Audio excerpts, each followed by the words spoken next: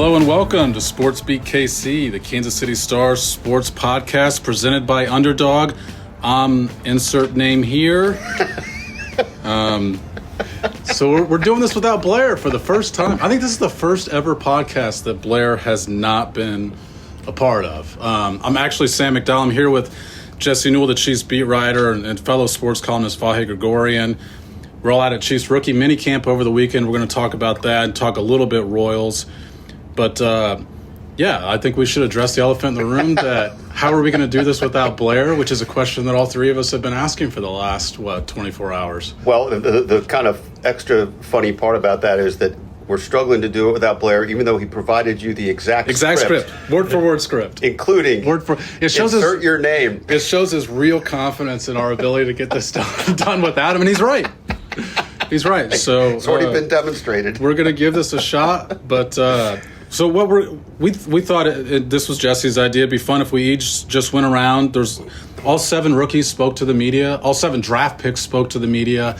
A couple of undrafted signees. One rookie camp tryout spoke to us. Jared Casey from KU, who Jesse wrote about today. I'd encourage people to read that on kansascity.com. But we thought it'd be fun if we all just went around and gave a couple of our observations. So Vahe, let's kick it off with you. What was one of your observations from speaking to these guys at rookie minicamp? Well, one of the things I got interested in was with Jeffrey Bassa, because as a linebacker, some people I think thought he might be a little bit of a redundant pick, that was not really maybe their greatest area of need. And through our conversations with scouts, with the Chiefs front office, and even him, one of the things I think learned, and Jesse wrote about this a little bit too in his evaluation of the draft, is how vital they see having a brainiac out there in the middle of things.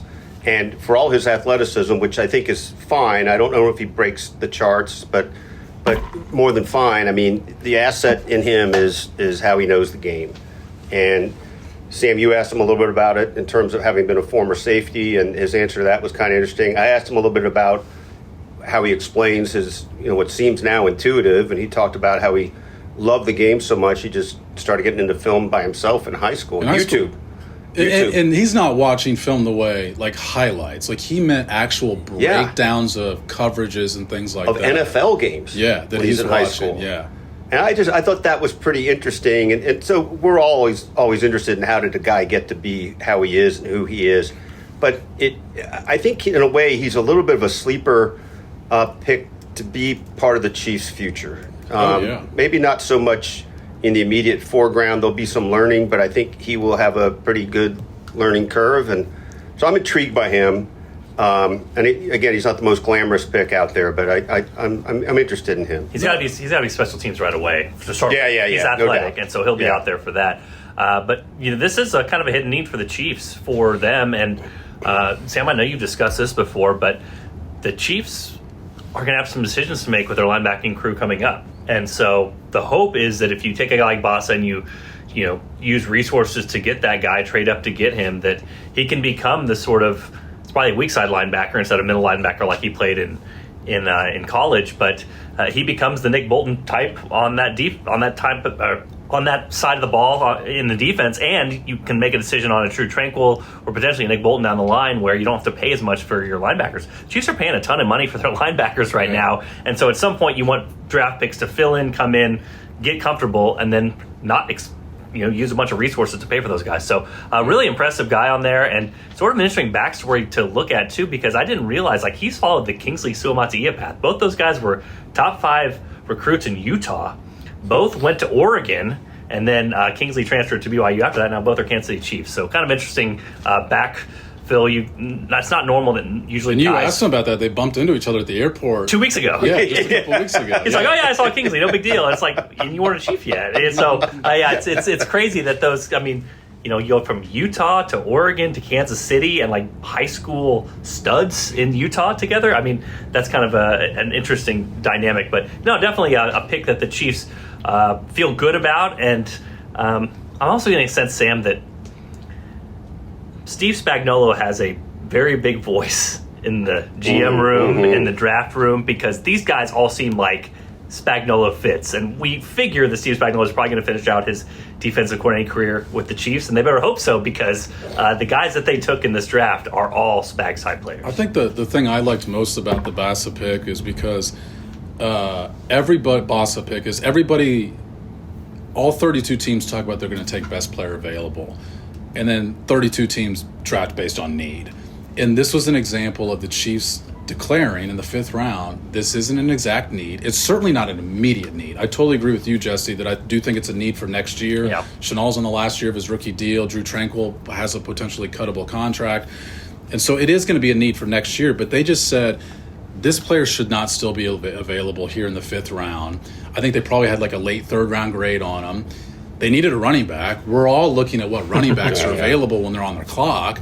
And they just said, best player available, we're taking them. And so that's how they end up with them. And I just think that's how good teams do the draft, because they've set themselves up before the draft to conduct it that way, which is a good transition to get into one of my observations on Josh Simmons, because that's why they ended up with Josh Simmons in my mind, is you go through free agency to protect yourself, to take the risk that other teams can't afford to take on Josh Simmons, because you signed Jalen Moore anyway. So if Jalen Moore ends up starting at left tackle, like, that's fine. That's who you planned before the draft on starting at left tackle.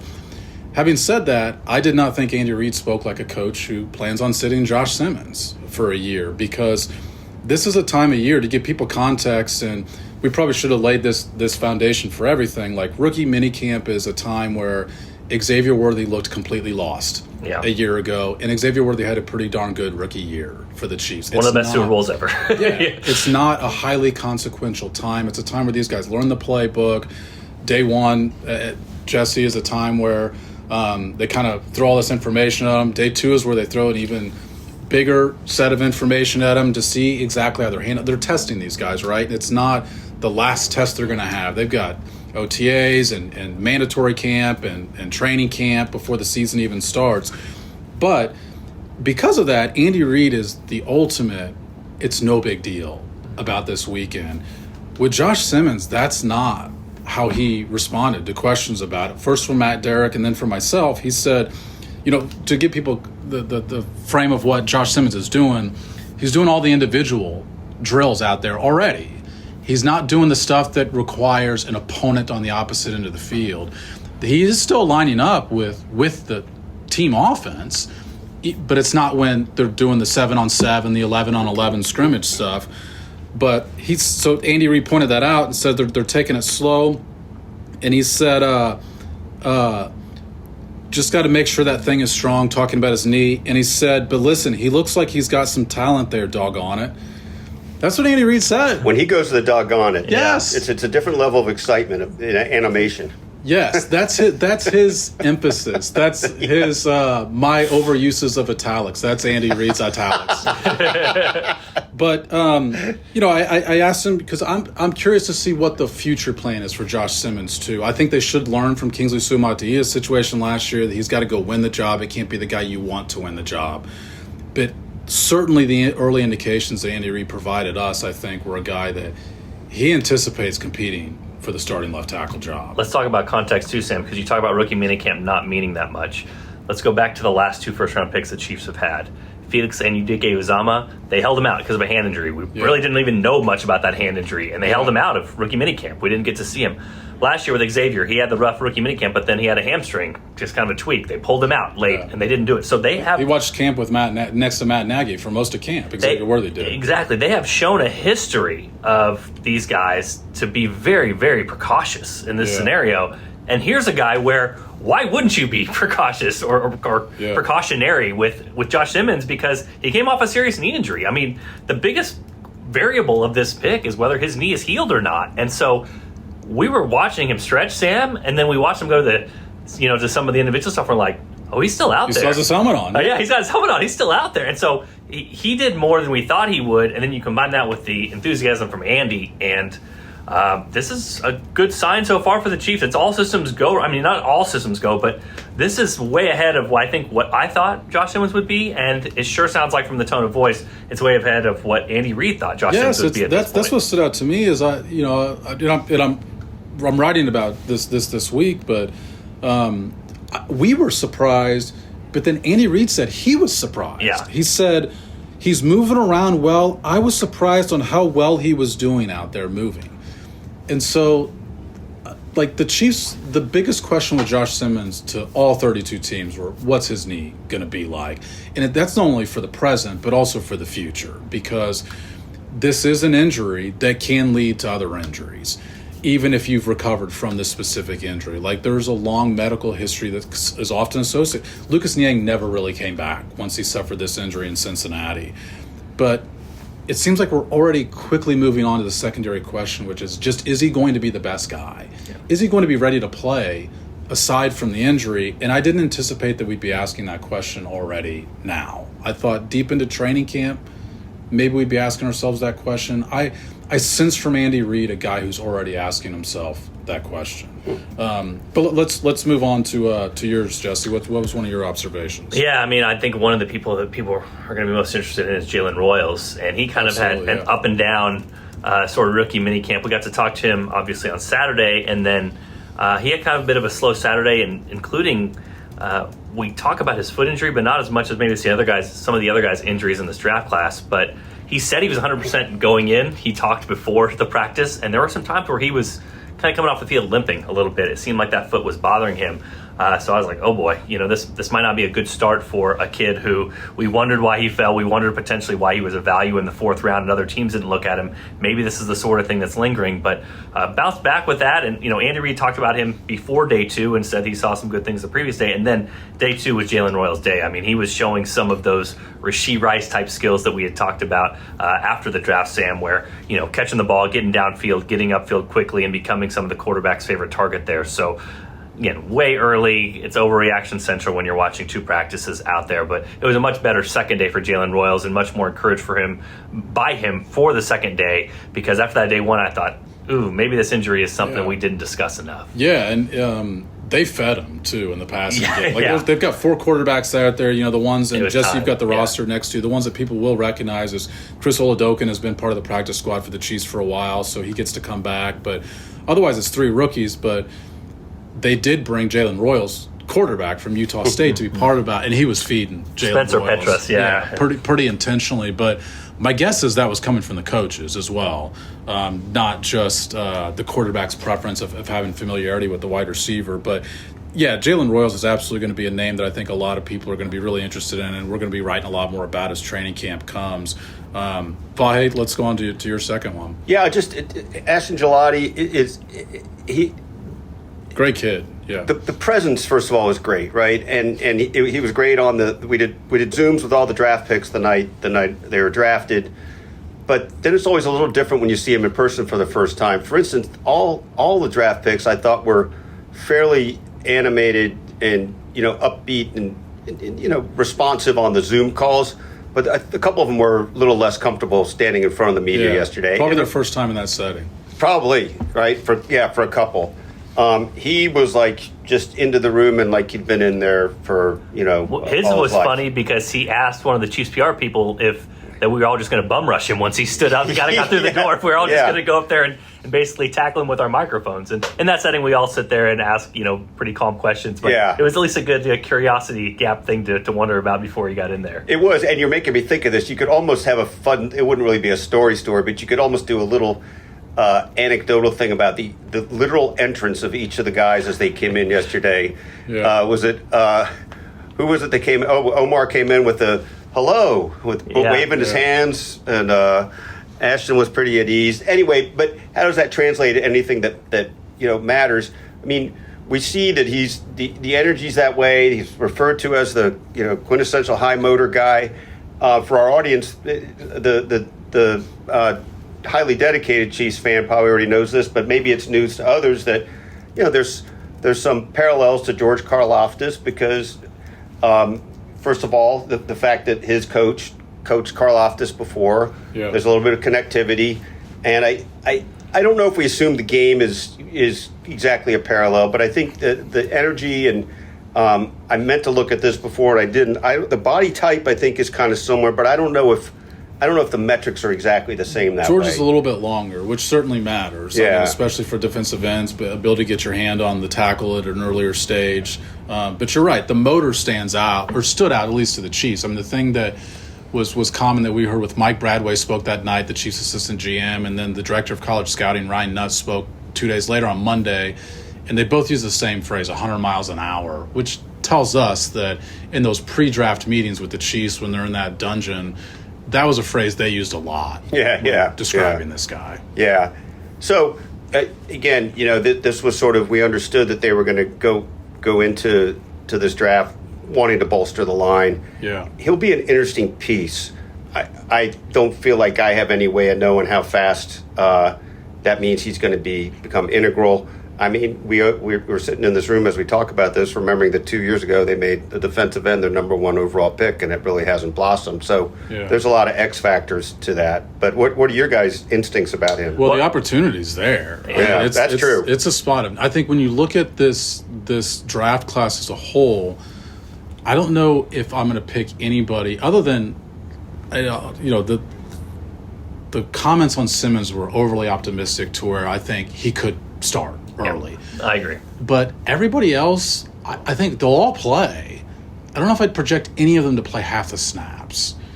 But the most readily available path is for Ashton Gelati, I think, because, you already rotate at that spot. Mike Dana did not have a great year last year, and he's your projected starter. You can steal some snaps from Mike Dana, I think, to where maybe you do play half the snaps if you're in that role. Jesse? Yeah, just a few things. Number one, we talk about a Spagsy pick. Like, do we need to know that he's going to play a George Karlaftis type of player?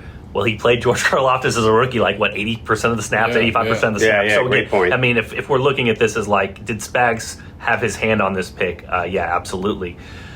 For two, Vahe, you talked about this. I know, Sam, you've mentioned the Ashton gave away most of his NIL money to charity. I mean, this is a guy off the charts when it comes to off the field stuff.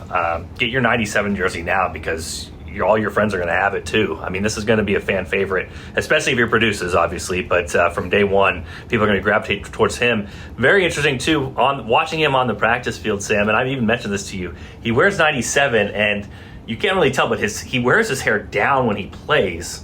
We can't really tell as in an interview setting, but long curly. Curly.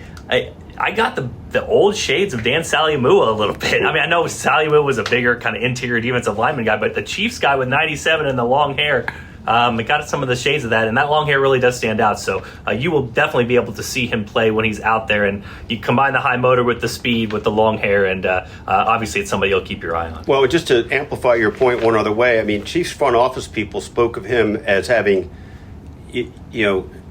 character a tier above the greatest character guys they've had. That's their instinct about him. And that will resonate with fans too. I mean, and the NIL thing was, I think, brought up, as the example of that, giving away his NIL money for causes that will have been written about, but that I'm sure we'll write about again down the road here. And it's crazy too. Just real quick, the Athletic article from Michael Silver that talked about, I don't know if you saw this, but they were in the Jaguars war room. The Jaguars were considering taking him.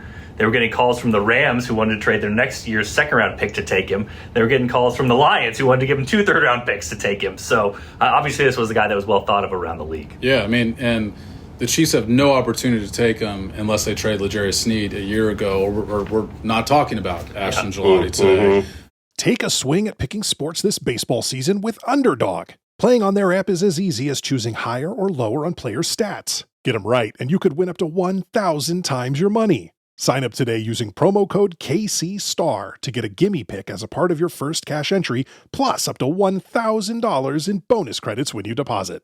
Must be 18 plus and present in a state where Underdog Fantasy operates. Terms apply. Concerned with your play? Call 1-800-GAMBLER or visit www.ncpgambling.org. So for the last observations from Jesse and me, you should note that there's 7 draft picks out there, but there's almost 90 players out there. You've got a dozen or so undrafted signed free agents.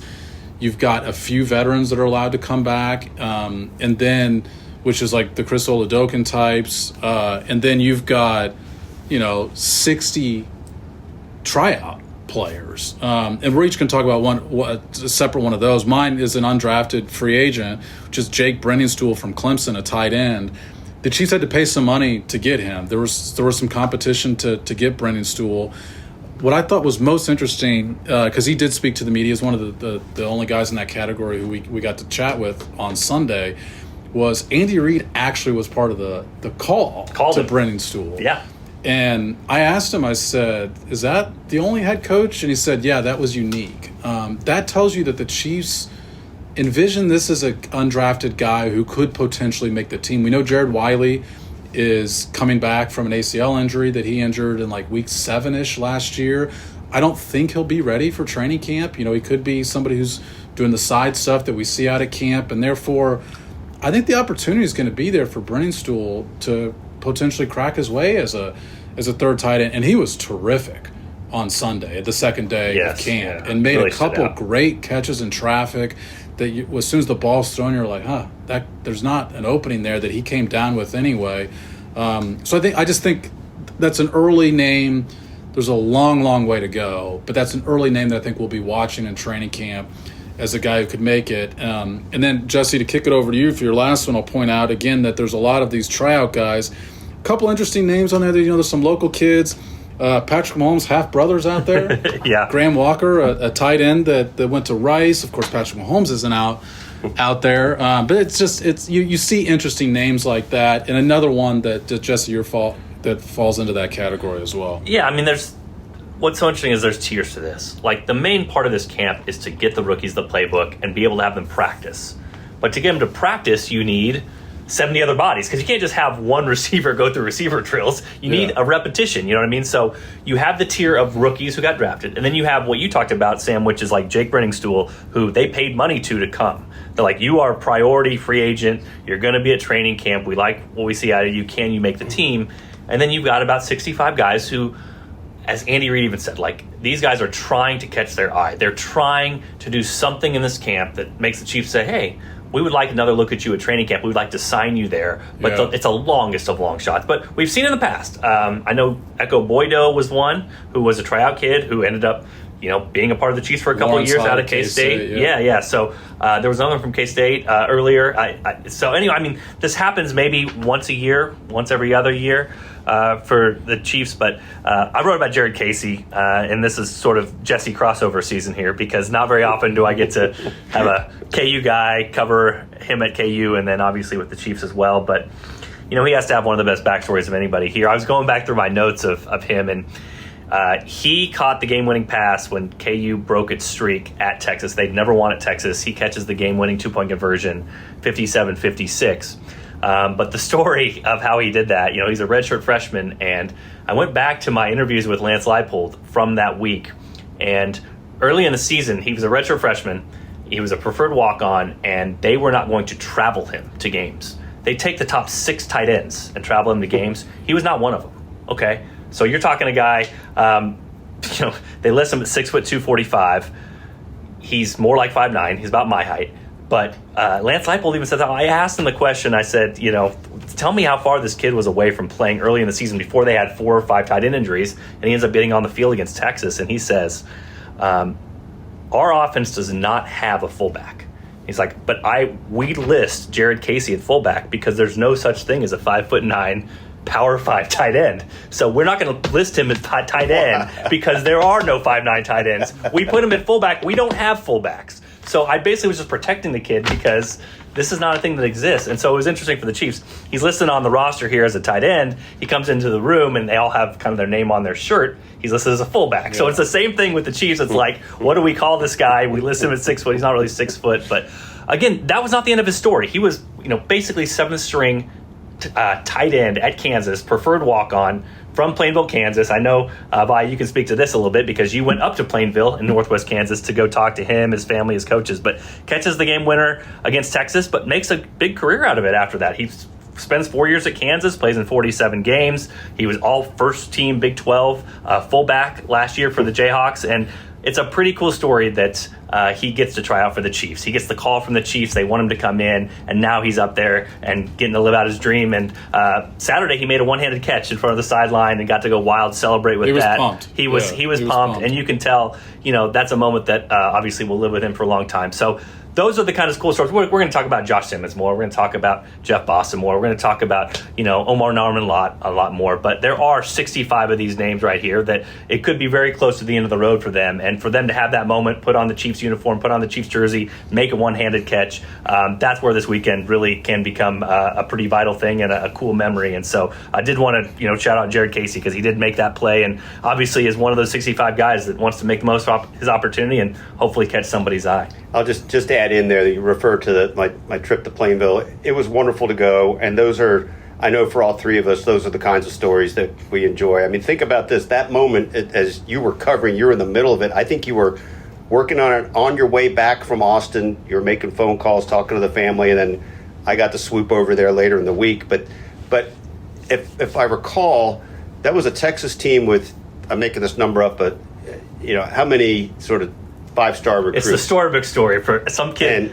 And this guy, the 7th string walk-on from Plainville, Kansas. Which is a sweet little town, and his family is just such nice people. And Jesse's cousin Michelle helped me get in with people in Plainville because she knew the terrain. So it's all your points. Just ditto on how cool that is for this moment. And like you said, long shot. But he had this moment. Well, and the other thing is, Sam asked him about it there, and I think Todd Lebo as well, just sort of, you've always been an underdog. What do you think about this? And he wants a shot. You know what I mean? Yeah. This is his shot to show it. And, who knows where it goes from here. But obviously, he's made the most of this opportunity before. He was the 7th string tight end fullback for Kansas and ended up making a pretty good 4-year career out of it. So, again, something that he can always fall back on if this is where it ends. But if nothing else, he gets his chance to show in front of the Kansas City Chiefs. I'm sure, 10 years ago, the boy in Plainville, Kansas would have been pretty proud of that. Yeah. We called it a vital weekend for him and a memorable weekend for him. So we'll transition to another memorable weekend for the Royals. Oh, yeah. Franchise record 7 home runs on Sunday. All three of us are heading out to the park tonight as we record here on Monday. Jason Stark had a great stat. They had not hit 7 home runs in any week this season. So the fact that this team broke out of it, I think it's at least worthy of mentioning that to wrap it up, because there's some notable names that hit these home runs. I mean, first of all, Maikel Garcia hits 2. Bobby Witt hits 1. Vinny Pasquantino hits 1. He's starting to heat up a little bit over these last 5 games. 3rd-string catcher Molly hits 1. Michael Massey hits 1. And who am I missing? India hit 1, didn't he? India did, So yes. Jonathan India hit his first. So one question here before we wrap this up that I think is interesting for all of us is, which Royals player most needed this? I guess if you could go into a game and say it would be great if you're J.J. Picola, the GM, or Mac Quatrero, the manager, and say, this is the guy I need to get going, or it would be great if this guy could hit one out today because maybe that sparks something. Who's on your list? Well, the one that just jumps out to me is Michael Massey, who this is supposed to be part of his game, and it really hasn't been. And he's been, we've been around him in the clubhouse. He's such an earnest guy, works so hard, and you really want to see him succeed. And this is in his wheelhouse, literally, and it sort of needs to be a part of his game, right? If he's going to really make the impact that the Royals would anticipate he would, and it just hasn't been there. Yeah. So literally until yesterday. Yeah, and I don't know that he is or isn't a guy who. I mean, everything's so psychological in baseball, right? But I don't know that he, couldn't get going without something like that. But I assume that does something substantial for him. We'll see. The proof will be in the days to come. One other quick thing on Jason Stark. If I have this number right in my head, this was a number, it's evident to all of us, I guess. But so they hit 3 homers on Saturday. That was their first 3 home run game of the season. Yeah. And they come back with 7. So I think they went into Saturday's game with 15 home runs. Jeez. Yeah. So they hit 10 home runs in 2 days after 15 all season. I mean, it's just great crazy. sign for the Orioles pitching staff. Jesse, who stands out with you? Yeah, I mean, I think Massey's the obvious one. We were looking it up, Sam, before we started the podcast, and like some of the WAR metrics, Massey's a bottom 5 player in baseball right now. Yeah. I mean, it's dire, and he's dead last in runs created. Yeah, still even and after I've this home run. Looked at some of the swing metrics, and some of these guys, and like MJ Melendez is struggling, but he's always posted really good like swing speed scores, and Massey's have not been that impressive so far this year. So it makes you wonder about the power if that's something he can produce. But obviously that's the guy. I'll go ahead and give a shout out to Maikel Garcia, because what surprised me looking at this, Vahe, was some of the advanced metrics I use, and some of the more standard ones as well. You look across the board, WRC plus, it's kind of a weighted average. You take everything you can do offensively, and you get one number. 100 is average. He just passed Bobby Witt. He's a better hitter this year, as of we're talking right now, Monday, than Bobby Witt is this year. And I don't have the numbers pulled up exactly, but if you look at their average on base and slugging, almost identical, except for Garcia is just a tick above him on all three. Yeah. So, now listen, Bobby Witt plays shortstop, a very good shortstop. He's a more valuable player. He's been a better base runner this year. Maikel Garcia, kind of strangely, has gotten caught stealing a lot. But, I mean, kudos to Maikel Garcia. Who would have thought we would have said on May 5th that going into this next weekend, the Royals haven't hit that well, but their best hitter hasn't been Bobby Witt. It's been somebody else. And not only that, the young player who's coming into his own, that could be a really good sign for the Royals for years to come here. Yeah, I agree. I mean, what's going to be interesting with Maikel Garcia to me is what this next week is like, because last year he hit some home runs in April, and I think his swing got a little too home run happy. So I'm interested to see how he responds after hitting a couple of home runs. Is he still what's been great for Maikel Garcia this year is he's turned into a doubles hitter. So now that a couple balls have left the park, you still would like him in that same mindset of hitting in the gaps and hitting doubles, and the home runs will come. And I think last year, just a slight tweak on that point. The point's right, but I think it was really early. He hit 3 homers like in the first week. Yes, he did. And I think that corrupted the thought in a way. Absolutely. So that's why this is more spread out at least. But hitting a couple in a weekend, I'm just interested to see what happens there. Let me just go real quick here, Sam, so we can get it out there. Bobby Witt Jr., 4 home runs, 17 RBIs, 9 stolen bases. Maikel Garcia, 4 home runs, 14 RBIs, 7 stolen bases. Average, Bobby Witt, 306, on base 379, slugging 493. Maikel Garcia, average 319, OBP 379, so the same, slugging 496. So slightly better hitter than Bobby Witt. Who would have thought that going into the season? And then, I think Michael Massey, I think, is the answer to this. But, for a change at least the immediate, right? But I will point out Vinny Pasquantino. Yes. And the thing I'll point out about Vinny Pasquantino, because we've seen him hit some balls deep out of the park in this slump that he's had, but we haven't seen consistency from Vinny Pasquantino. So I'll point out that on Sunday he hit 3 balls at least 100 miles an hour. It wasn't just the home run. It was the opposite field double.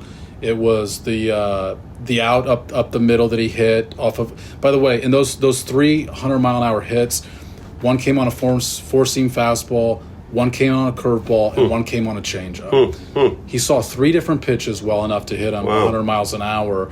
I think he's looked more comfortable in the box over the past 5 days or so, and this lineup, and April is evidence of it, does not function if Vinny Pasquantino's not hitting. Yeah, doesn't matter how well Bobby Witt Jr. is hitting.